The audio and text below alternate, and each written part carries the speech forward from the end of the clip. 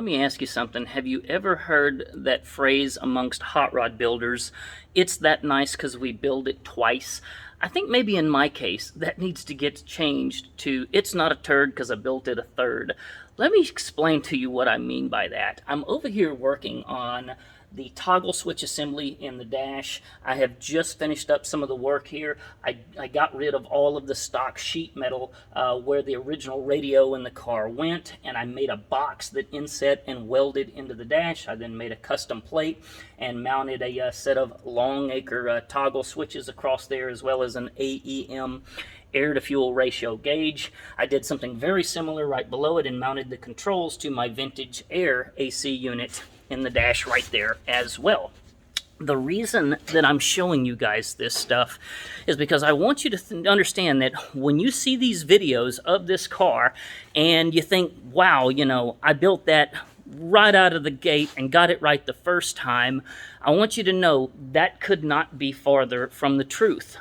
We were just looking at those toggle switch assemblies there. I had made multiple iterations of the backing plates that stuff bolts to. I had made more than one box assembly that got welded into the dash. All of this stuff ultimately didn't fit right. This was a plate that the AC controls went in that did not fit right. And the list just goes on and on and on. I've got several sets of toe boards for this car. I went to go make the stainless steel exhaust tips for this car, and I learned the hard way all about heat distortion with stainless steel. Yeah, it was a mess. Made multiples of those things, and it just goes on and on forever and ever. Here's some seat brackets for the car. I've got several sets of those things. I have got several iterations of mounting plates that will ultimately mount my Willwood clutch and brake master cylinder.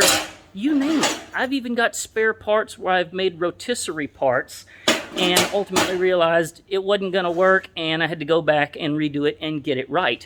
This shop is absolutely littered with iterations of failures, and I'm sharing this with you guys because I want you to know, when you see the fabricating that's on my car, where I finally got it right and it fits good and it looks nice, just know if you go to do that kind of stuff at home, it's totally okay to fail once or twice or 3 times. It happens to me all of the time. I have built several things for this car over and over again, and I just want everybody to know that, you know, it's okay to fail. Every time you make a part for one of these cars that doesn't fit right, or you realize maybe the design was a little bit wrong and it could be better, that's okay. That's not really a failure. You're just learning what the hell you're doing.